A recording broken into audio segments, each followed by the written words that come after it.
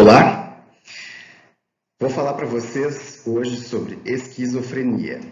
Sou Vitor Calegaro, psiquiatra e professor do Departamento de Neuropsiquiatria. Muitos de vocês devem ter assistido o filme Uma Mente Brilhante, que conta a história de John Nash, um matemático brilhante, o qual acabou desenvolvendo a esquizofrenia no curso de sua vida e, ele recebeu o prêmio Nobel na época, na primeira metade do século XX, pelos seus trabalhos que influenciaram muito a economia, entre outras coisas. Mas quem não assistiu, vale a pena, recomendo assistir, porque conta a história dessa pessoa e conta muito de como ele vivenciou a esquizofrenia, as alucinações, delírios, etc. Um filme excelente. O significado da palavra esquizofrenia vem do grego schizen, que significa separar, partir, e phren, mente, cérebro. Então, esquizofrenia, em significado, representa uma mente partida. Essa ideia da esquizofrenia, os conceitos psicopatológicos, eles se originaram no início do século XX, principalmente por dois psiquiatras renomados. Emil Kraepelin, em 1913, cunhou o termo demência precoce e definia isso como uma síndrome avolicional, ou seja, uma desmotivação, uma falta de iniciativa, uma falta de vontade. E como uma síndrome da perda da unidade interna, ou seja, uma fragmentação do self. E que representava, então, uma fragmentação do intelecto, também das emoções e da volição. O termo esquizofrenia foi cunhado por Eugene Bleuler. E ele definia, então, como sintomas fundamentais os 6 As: distúrbio das associações do pensamento, autismo, não aqui a doença do autismo, mas o autismo no sentido do isolamento, de um viver, uma fantasia esquizoide, ambivalência, embotamento afetivo, distúrbio da atenção e a volição. E também com sintomas acessórios, os delírios, alucinações, sintomas de humor e sintomas catatônicos. Observem que no cerne da definição de esquizofrenia se valoriza muito mais os problemas associativos, o embotamento, dificuldades para sentir prazer, a anedonia, a volição e os delírios e alucinações, embora eles estejam presentes, mas não são necessariamente esses sintomas que definem a doença esquizofrenia. Embora a gente pode pensar que os delírios e alucinações são sintomas naturalmente psicóticos, mas a doença esquizofrenia é algo muito maior.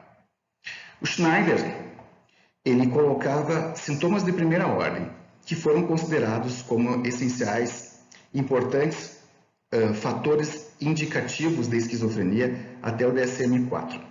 Hoje não se considera tanto assim esses sintomas, mas vale a pena relembrá-los. A sonorização do pensamento, escutar a voz na forma de um argumento e contra-argumento, ou seja, conversar com as vozes que comentam os atos do indivíduo, vivências de influência corporal, como se uma voz, uma entidade, alguém, estivesse tomando o controle do corpo, o roubo do pensamento e sensações de influência e alterações das percepções. Então, a sintomatologia da esquizofrenia é ampla, inclui alucinações, delírios, mas envolve também desorganização do pensamento, o embotamento cognitivo, que é uma dificuldade na cognição, uma perda da capacidade cognitiva, assim como o embotamento afetivo, que é um distanciamento emocional, uma dificuldade para expressar as emoções, mas também um comportamento desorganizado, avolia, anedonia, sintomas depressivos e ansiosos que acompanham muitas vezes, pelo menos 50% dos casos. Para ajudar a pensar nessas dimensões da psicopatologia, existem algumas escalas, as quais nós podemos mensurar sintomas, particularmente a escala BPRS, a escala de avaliação psiquiátrica breve, que é uma escala que é utilizada no SUS. Ela é muito válida para comparar o antes e depois de um tratamento e é norteadora, dependendo do critério, né, do que se denomina, então, a esquizofrenia refratária. Se usa muito no SUS quando se abre um processo para conseguir certos fármacos, medicamentos, né, demonstrando pela escala uma redução de sintomas menor do que seria esperada com o tratamento. Mas também tem a escala PANSS, particularmente usada para pesquisa, e que coloca várias dimensões. Então, falando das dimensões, né, pensando na PANSS, a PANSS envolve sintomas positivos, negativos, a desorganização, que é a desorganização do pensamento, do comportamento, um componente de excitação, ativação e de ansiedade e depressão.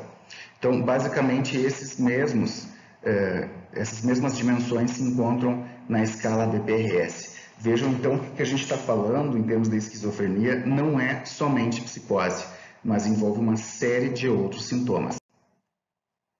Para o diagnóstico da esquizofrenia, é preciso estar presente pelo menos um dos critérios A, dos critérios maiores aqui, né, que envolve delírios, alucinações, discurso desorganizado, comportamento desorganizado ou catatônico e sintomas negativos, sendo que é preciso para o diagnóstico ter pelo menos delírios, alucinações ou discurso desorganizado em algum momento no curso da doença. E esse tempo de sintomas, para considerar como critério diagnóstico, precisa existir por pelo menos um mês, certo? Pode ser menos se a pessoa tiver realizado um tratamento nesse período. Já a disfunção originada pela doença, para se considerar, né, a pessoa tem que ter a doença, toda uma alteração em função dela, por pelo menos 6 meses, que são os critérios C.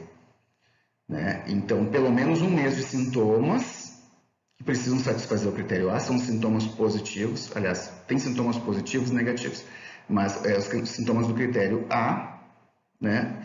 E um período de perturbação no qual o indivíduo não volta, não retorna ao normal, ao seu baseline, antes desses 6 meses, né? Ou seja, quando a gente fala de esquizofrenia, a gente está falando de um transtorno crônico, certo?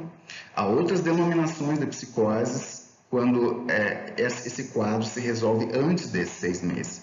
Por exemplo, esses mesmos critérios aqui, quando o quadro se resolve antes de 6 meses, não é esquizofrenia, é transtorno esquizofreniforme, certo? E um quadro psicótico que dura menos de um mês, né, e se resolve dentro desse mês, é considerado psicose breve. Catatonia foi falado. O que é a catatonia? A catatonia é uma síndrome que pode acompanhar a esquizofrenia ou não, certo? Mas ela pode vir junto. E que sintomas são esses? Então, pode ser vários desses seguintes, sendo que para considerar tem que ter pelo menos 3, né? Estupor catatônico, a catalepsia, que é uma postura mantida, né, contra a gravidade, a pessoa fica de pé numa posição por várias horas, por exemplo.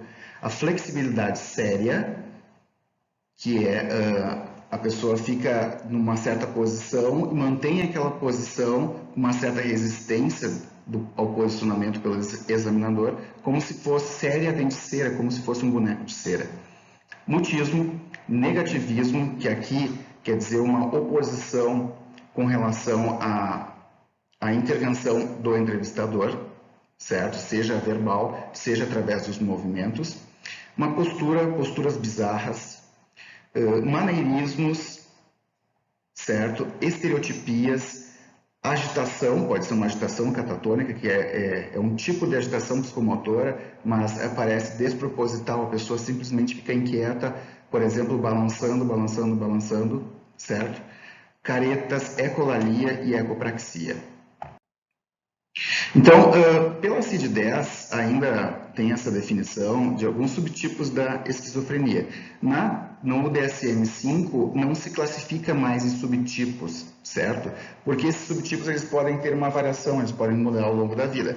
Mas a CID-10 ainda coloca como esquizofrenia paranoide aquela com predomínio de delírios persecutórios, a esquizofrenia hebefrênica ou desorganizada, que é aquela que tem muita desorganização do pensamento e do comportamento, que por sua vez é considerado o quadro mais grave. A esquizofrenia catatônica, que acontece então em 10% dos casos. Também eles consideram esquizofrenia simples, que seria uma esquizofrenia com predomínio de sintomas negativos e que não cursaria com psicose. Tá? Isso é um ponto de discussão, porque até que ponto a gente pode chamar isso de esquizofrenia, mas na CID-10 ainda tem, na CID-11 ainda depois nós vamos ver. Esquizofrenia residual e a indiferenciada, que mistura vários sintomas, então, desses subtipos. Quanto à epidemiologia ela se situa em torno de 0,3 a 0,07% na vida. Isso é uma prevalência do DSM, dependendo do material a gente conta de 0,5% a 1%. Ela é basicamente semelhante entre os sexos, embora um pior prognóstico pode ser associado para o sexo masculino. O desenvolvimento típico da esquizofrenia ocorre entre os 15 e os 30 anos. A maioria das vezes é um início insidioso, mas pode ser um quadro abrupto, por exemplo, desencadeado pelo consumo de uma substância. A pessoa abre um quadro psicótico de uma forma relativamente rápida. Quanto mais precoce, pior o prognóstico, tá? É raro acontecer na infância, mas pode ter também na infância, certo? E o início tardio, após os 40 anos, é mais comum em mulheres. Além disso, na epidemiologia da esquizofrenia, ela é considerada uma das principais causas de morte, está associada à mortalidade precoce com relação à população geral, tá? Particularmente falando de morte aqui por suicídio, certo? Muitas dessas pessoas consomem cigarros, então a prevalência do tabagismo na esquizofrenia é mais de 75%. Cenas que a gente vê em ambientes de internação, por exemplo, no qual o indivíduo é muito dependente do cigarro e é algo difícil de tratar a nível ambulatorial também. A dependência do álcool também ocorre de uma forma comórbida, de 30% a 50% dos casos, e também o consumo de outras substâncias, como maconha e cocaína. Alguns fatores de risco, a história familiar, a genética para a esquizofrenia é bem importante, certo? Então, perguntando pela história familiar, isso sugere a possibilidade do diagnóstico. Complicações na gestação e no nascimento, complicações tanto do parto como da gestação, estresse, infecções, anóxia, uma série de complicações aí são considerados fatores de risco, embora a maioria desses indivíduos não é esquizofrenia que vão desenvolver. E o uso da maconha também é considerado um fator de risco. Com relação a fatores psicossociais, o trauma infantil também tem estudos que relacionam ao desenvolvimento da esquizofrenia. Uma disfunção familiar, particularmente uma mãe extremamente invasiva e um pai ausente ou violento, abusador, certo? O duplo vínculo que se estabelece, ou seja, mensagens dos pais que são ambíguas, do tipo, não faz tal coisa, mas dali a pouco está fazendo junto com o próprio filho, né? Traz uma confusão e tanto que a ambivalência é um dos aspectos da esquizofrenia. E estressores psicossociais. Quanto ao risco de suicídio, isso é um ponto bem importante de se considerar nos indivíduos, certo? Com esquizofrenia. O suicídio consolidado ocorre de 5 a 6% dos casos. Mas tentativas de suicídio podem acontecer em 1 a cada 5 indivíduos com esquizofrenia. E esse risco da tentativa de suicídio ele é maior durante o episódio psicótico, que pode acontecer com o paciente relatando o comportamento alucinatório, ou seja, ele escuta vozes que mandam ele tirar a própria vida, agredir, fazer alguma coisa, e ele acaba não conseguindo ter o autocontrole, cedendo a essas vozes, certo? E na prevalência do suicídio, é importante considerar que a esquizofrenia ela é o terceiro diagnóstico mais associado ao suicídio, atrás do uso de substâncias, particularmente álcool, e da depressão. Essa prevalência, quando eu me refiro a ela, estou citando Neuribotega, certo? Prevalências aqui no Brasil, mas dependendo, a gente pode encontrar uma prevalência um pouco diferente, assim, em termos de ranking, assim, né? Da posição da esquizofrenia em termos de diagnóstico mais associado ao suicídio. Bom, quanto à etiologia, a esquizofrenia ela vem sendo muito estudada, certo? Até por causa da sua gravidade, e tem algumas hipóteses, então, que ajudam a se pensar e se realizar, então, estudos farmacológicos, certo? Uma das hipóteses é a hipótese dopaminérgica, na qual esses indivíduos têm uma alteração no sistema dopaminérgico. Então, não é à toa que, para o tratamento, nós utilizamos hoje ainda o tratamento preconizado, né, principalmente antipsicóticos, que são antagonistas dopaminérgicos. Então, o indivíduo com esquizofrenia teria uma hiperatividade dopaminérgica em certas vias, certo? Mas tem também a hipótese serotonérgica. A hipótese serotonérgica seria que essas pessoas teriam alguma disfunção no sistema serotonérgico, né? Isso surgiu ainda lá nos anos 60 com os estudos com LSD, com descobertas do LSD, que o LSD ele disponibiliza muita serotonina, né? Além da dopamina, mas muita serotonina, então, nas fendas sinápticas, e é um alucinógeno, e daí surge essa hipótese, certo? Mas também a hipótese serotonérgica teria uma implicação, particularmente nos sintomas negativos. Isso poderia fazer a gente pensar no tratamento através de antidepressivos, né, para os sintomas negativos, principalmente, né, do que se sabe hoje, assim, pode ajudar um pouco, mas o tamanho do efeito é muito pequeno e não é um tratamento necessariamente preconizado. Tem uma hipótese que vem ganhando mais força atualmente, que é a hipótese glutamatérgica. Glutamato, né, é um neurotransmissor estimulante, então, do sistema nervoso central. Isso teria a ver, então, com uma sintomatologia de agitação que esses pacientes podem ter. Quando se pensa na esquizofrenia refratária, aquela que não funciona com os tratamentos padrão, então, com antagonistas dopaminérgicos, né, existe um questionamento hoje de o que será que está acontecendo no cérebro dessas pessoas? Será que não é outro receptor que está em disfunção aí? E aí entraria o glutamato, certo? De forma que 20% dos pacientes com esquizofrenia apresentam a esquizofrenia refratária, tá? Então, isso faz levantar a possibilidade de medicamentos, então, que agem nessa via glutamatérgica. Bom, tem outras coisas que aparecem em termos de etiologia, né? Existe uma redução do volume cerebral, uma poda excessiva das sinapses no desenvolvimento, certo? Então, pensando aí na criança. Existe uma diminuição da atividade do sistema límbico, então relacionada à amígdala, hipocampo, giro para-hipocampal, e também já se descobriu, né, uma redução da plasticidade cerebral associada aos surtos, certo?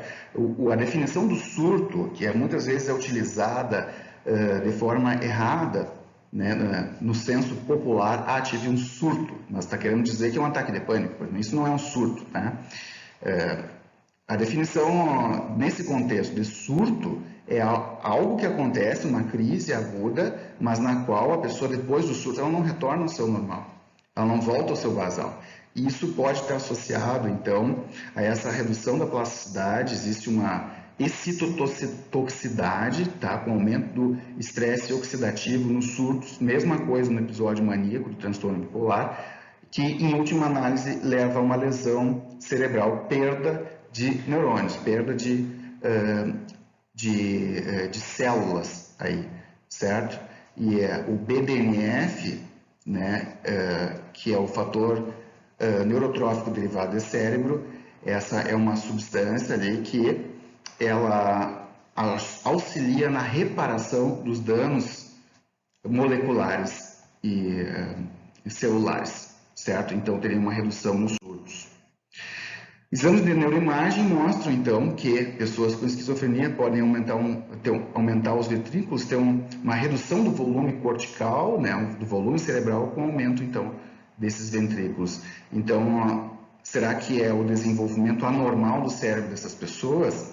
Para se ver isso, teria que fazer, né, esses exames desde muito cedo na vida, mas pode ser isso correlato também de uma degeneração da evolução da esquizofrenia, que vai evoluindo para um quadro demencial, de perda, de disfunção, e por isso até que o Kraepelin denominava demência precoce, um quadro demencial diferente do que se via nos idosos, né? Ele acontecia em indivíduos jovens, isso falando do que eles viam já lá no início do século XX.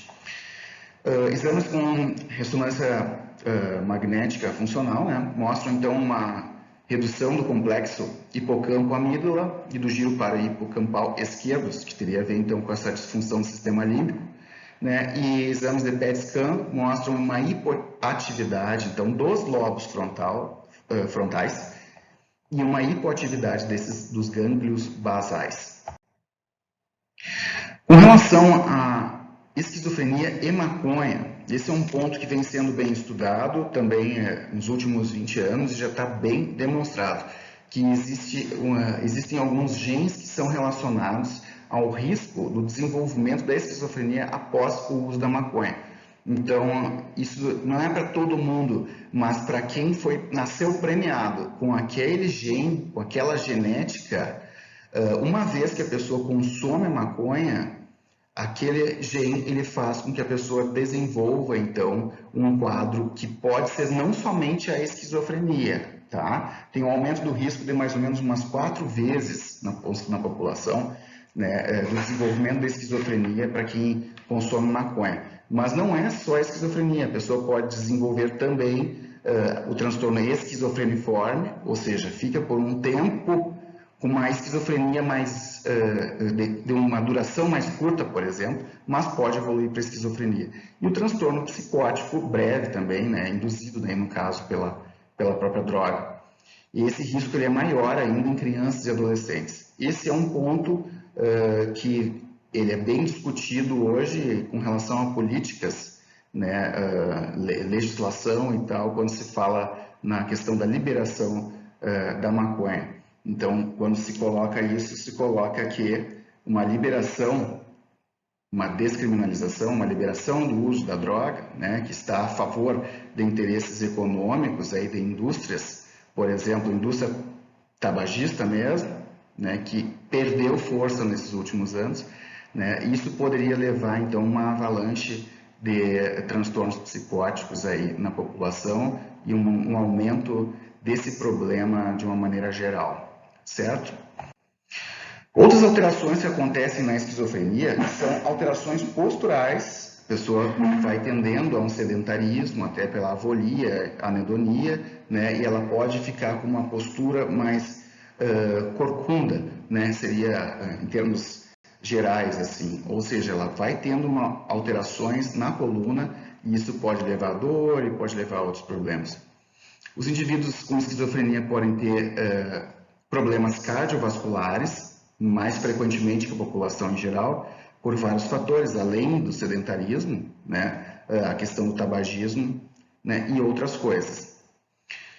Os indivíduos com esquizofrenia, em geral, têm uma disfunção psicossocial bem grave, certo? E vão tendo perdas na vida, problemas no trabalho, ou seja, aposentadoria precoce, perda de emprego, né, e problemas assim para estabelecer amizades, relacionamentos, certo? De forma que o quadro típico da esquizofrenia, né, é um quadro com bastante disfunção psicossocial. E isso muitas vezes acontece mesmo com os tratamentos que nós temos hoje, certo? Mais adiante eu vou falar de algumas alternativas. A ausência do insight, ela é regra na esquizofrenia. Então, até porque a maioria cursa com algum delírio, né, que é um delírio persecutório, então é muito difícil o indivíduo aceitar que ele tem esse problema. E essa ausência do site leva invariavelmente ao abandono do tratamento, mais surto, mais disfunção. Então, aqueles indivíduos, né, que têm um bom insight, eles têm um prognóstico melhor, porque conseguem manter de uma forma melhor os tratamentos.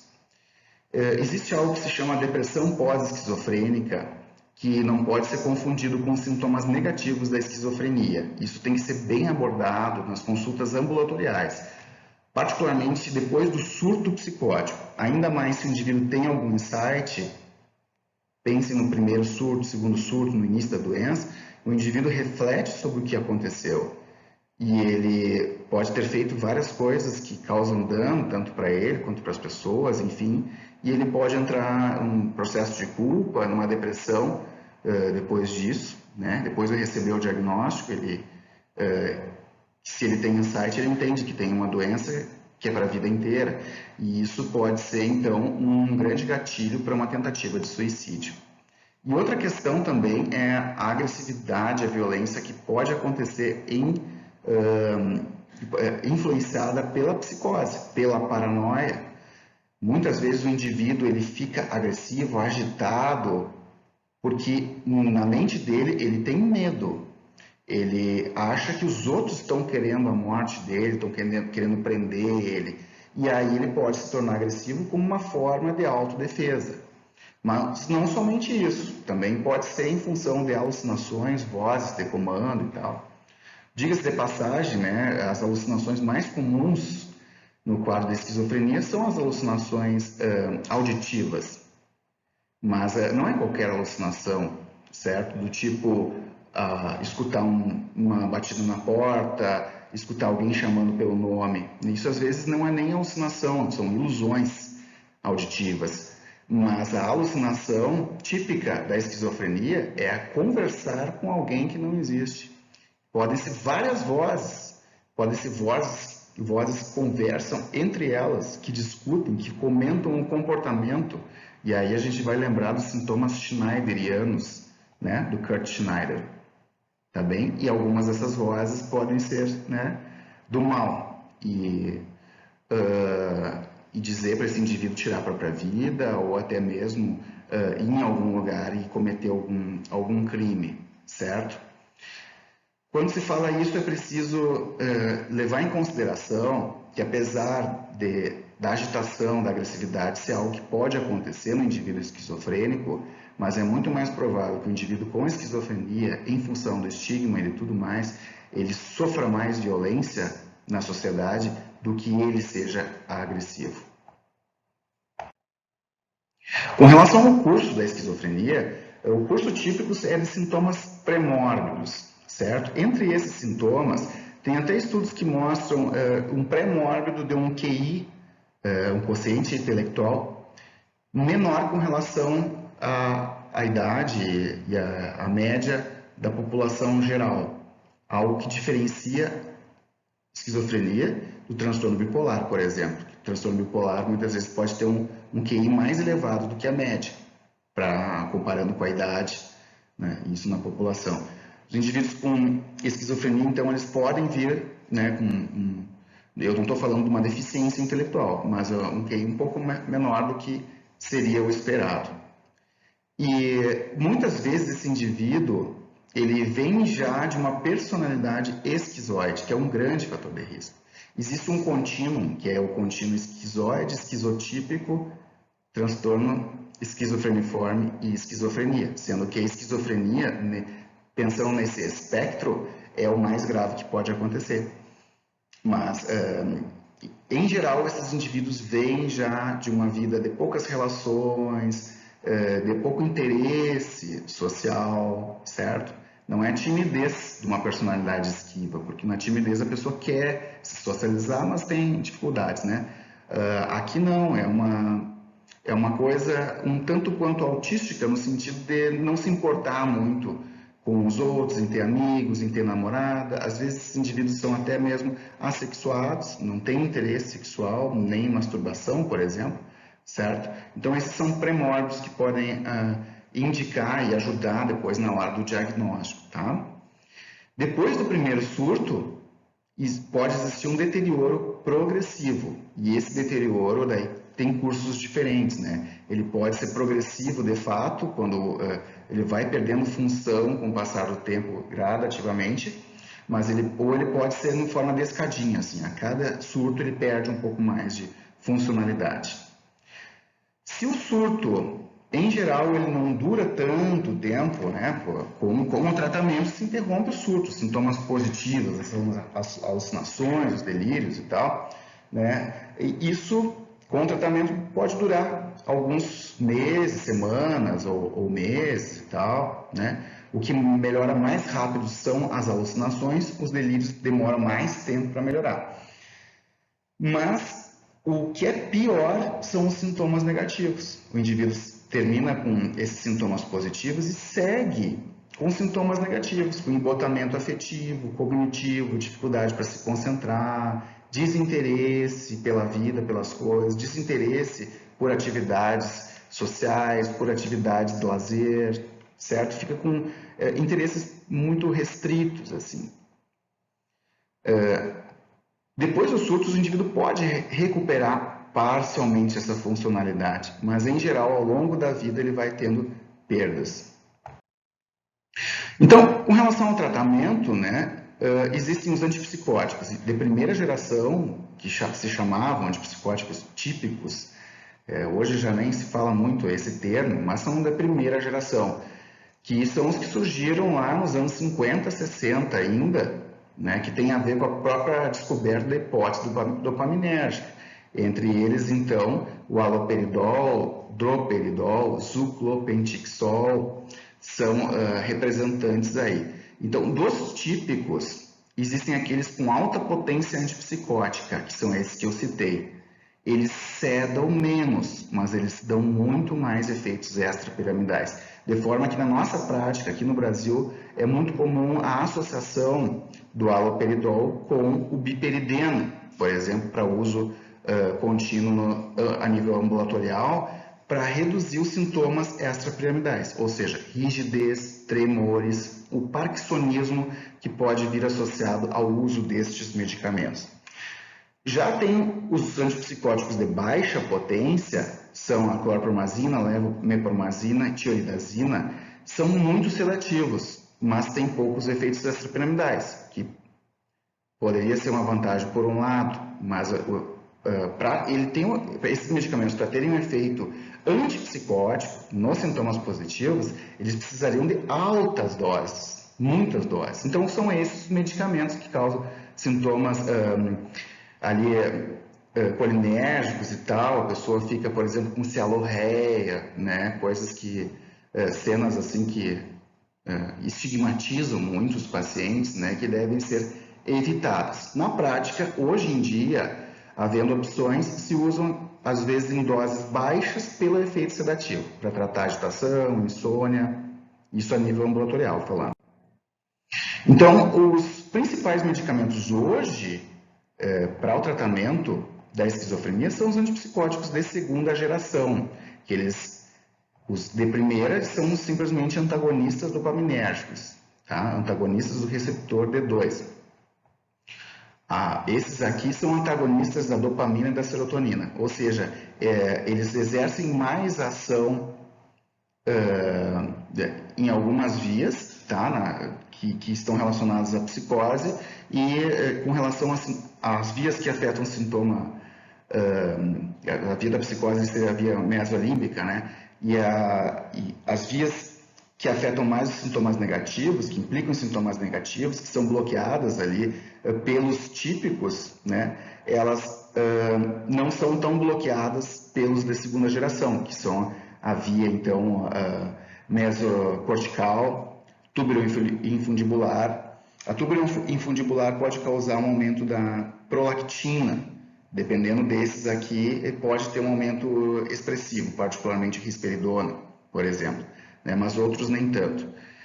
e eles dão menos, então, sintomas extrapiramidais, certo? São representantes aqui risperidona, paliperidona, olanzapina, quetiapina, aripiprazol, lurazidona. Cada um tem alguma particularidade farmacológica, em termos de eficácia, eles não são muito diferentes, mas com relação ao perfil de efeito colateral, né, cuidados que se tem que ter, eles são diferentes. Então, só para citar algumas, olanzapina é bastante sedativo, mas dá bem pouco efeito extrapiramidal, mas dá muito ganho de peso. Aripiprazol é pouco sedativo, dá pouco ganho de peso, mas não, enfim, para um indivíduo mais agitado, às vezes não resolve. Lurazidona tem um efeito antidepressivo importante, assim como a quetiapina, certo? E a risperidona aqui é o mais próximo do perfil de efeito colateral dos típicos, de forma que em altas doses ele se comporta mesmo com antipsicótico típico, vai ter os mesmos problemas. E a clozapina? A clozapina é um desses medicamentos aqui, na verdade ele foi descoberto lá nos anos 60 por aí, mas ele não era muito usado porque ele tem um problema que está na bula, que para de 1 a 2% dos casos ele causa a granulocitose. Então, é um medicamento hoje considerado para o tratamento da esquizofrenia refratária. Ele é o único que de todos os outros ele tem mais eficácia. Certo? Isso é importante citar. Mas por que não se usa, então, como primeira escolha? Por causa desse risco. Então, tem um protocolo para o uso de clozapina, que é o monitoramento através de hemogramas, que tem que ser semanal por 2 ou 3 meses, para ver se não vai ter alguma redução dos granulócitos, certo? Dos leucócitos, né? Particularmente os granulócitos, e isso implicaria em suscetibilidade a infecções e pode ser grave. Tá? E depois desse período aí, o indivíduo tem que fazer pelo menos um hemograma mensal, certo? Mas ele é um medicamento que resolve muitas vezes esses casos aí que os outros medicamentos não funcionaram. Existem formulações dos antipsicóticos, que é a via oral ou a via depot, né? Que é a via intramuscular que a gente usa. A via intramuscular, o depot, só para que vocês fique claro, o antipsicótico depot, via intramuscular, não é aquele que se usa no hospital para o tratamento da agitação. Aquele é simplesmente um antipsicótico tipo haloperidol injetável, que tem um rápido início de ação e também uma meia-vida mais curta. As formulações depot, elas são de efeito continuado. Então, o indivíduo faz uma injeção, por exemplo, da haloperidol depot por mês e está feita a dose por mês. Tem alguns aqui que tem essas formulações, né? Dos atípicos aqui, o representante principal da formulação depot é a paliperidona, tá? Que é um que pode ser usado. Muito importante ao se considerar o uso do antipsicótico depot é primeiro usar o via oral, porque alguns indivíduos podem ter sintomas graves extrapiramidais. Tá? Então, pode ter acatesia, que é uma inquietação, que pode ser bem expressiva, mas não é o pior. O pior é a rigidez muscular, o indivíduo pode ficar com dificuldade de deglutição, por exemplo, né? E o extrapiramidalismo. E o mais grave de todos é a síndrome neuroléptica maligna, que aí é uma emergência médica, né? E o indivíduo com síndrome neuroléptica maligna ele precisaria ser internado numa UTI. Então, isso é idiosincrásico, não se sabe quem que vai ter síndrome neuroléptica maligna. Então, dessa forma, se recomenda primeiro um tempo de uso do antipsicótico via oral e é idiosincrásico, né? Claro, quanto maior a dose, maior o risco, mas pode ter uma dose baixa, relativamente baixa. Nosso hospital a gente já viu várias vezes, apesar de síndrome neuroléptica ser raro, nós já vimos várias vezes, né? Um hospital de referência, e já vimos com doses baixas, inclusive, de medicamentos, até de atípicos. Os mais comuns que dão síndrome neuroléptica são os típicos, são os de primeira geração. Mas, teoricamente, na prática, né, qualquer um pode dar, embora com muito menor chance com os de segunda geração. E de todos, o que tem a menor chance é a clozapina. Mais uma vantagem para ela. A eletroconvulsoterapia, ela é indicada nos casos de esquizofrenia refratária ou no indivíduo, que daí seria uma indicação primária, com risco iminente de suicídio, né, risco grave, mesmo internando o indivíduo, se tem a ideia de que em 24 horas, por exemplo, ele vai fazer uma tentativa de suicídio. Então, aí poderia ser indicado num quadro de psicose com risco grave de suicídio, iminente de suicídio, como uma das primeiras opções enquanto está começando o tratamento. Mas, em geral, é reservado para esquizofrenia refratária. Hoje é feita dentro do bloco cirúrgico com monitoramento cardiovascular, precisa do anestesista, tem aparelhos modernos hoje, que são esse de pulso breve, ultra breve, de forma que dão menos efeitos colaterais cognitivos e para a memória, certo? Em geral se faz 2 sessões, podendo repetir, e depois se avalia se mantém, faz a eletroconvulso de manutenção ou não. Ao contrário do que se pensa popularmente, que a corrente elétrica vai causar uma lesão nos neurônios, não é isso que se observa. Na verdade, a eletroconvulsoterapia ela promove a plasticidade cerebral, promove sinapses novas, certo? Aumenta o BDNF, coisas assim. O principal efeito colateral é o prejuízo da memória, certo? Tem algumas técnicas de eletroconvulso e aparelhos que reduzem essa possibilidade. Tratamentos adjuvantes. Importante considerar, né, o tratamento do indivíduo com esquizofrenia, ele, idealmente não deveria ser feito somente pelo psiquiatra. Idealmente, esse indivíduo ele poderia fazer terapia de apoio, que pode ser individual ou em grupo, né, pode ser com um psicólogo, pode ser com o próprio psiquiatra. Né. Hoje, em termos de SUS, nós temos os CAPs, que trabalham numa perspectiva interdisciplinar, né, que podem ajudar muito, seria o ideal, assim, para esses pacientes. E aí, tratamentos coadjuvantes, aí, treino de habilidades sociais, particularmente, para o indivíduo se relacionar melhor. Às vezes precisa ser feita uma terapia familiar, porque a família pode ser um grande estressor para esse paciente e um gatilho para os próprios surtos. Terapia ocupacional é muito importante, fundamental para esses indivíduos. Assistência social, particularmente naqueles com dificuldades com relação ao trabalho e de um meio social menos favorecido. E, idealmente, esses indivíduos deveriam passar por uma reabilitação psiquiátrica, uma inclusão no mercado de trabalho. E existe mais uma possibilidade para aqueles graves, né, como uma forma de evitar uma internação hospitalar prolongada, a internação dia, que é algo que está na lei, né? A gente poderia ter isso, por exemplo, em Santa Maria, mas nós não temos, certo? Que seria um recurso para esse indivíduo não ficar muito tempo internado, ele poderia passar o dia no hospital, voltar para casa e dormir em casa e seguir sua vida normal, tá? Outras psicoses que entram como diagnóstico diferencial, importante considerar também, né? Psicose que pode acontecer devido a uma condição médica geral, motivo pelo qual, para o diagnóstico da esquizofrenia, de qualquer uma das psicoses, é importante uma avaliação médica geral. Essa psicose pode ser induzida por fármacos ou por substâncias, certo? Também deve-se considerar isso, particularmente na urgência no indivíduo com um surto psicótico.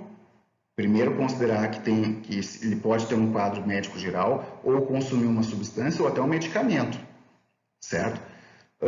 Os quadros de psicose breve, que se resolvem em menos de 30 dias, comuns em transtornos de personalidade, particularmente do cluster B e cluster A.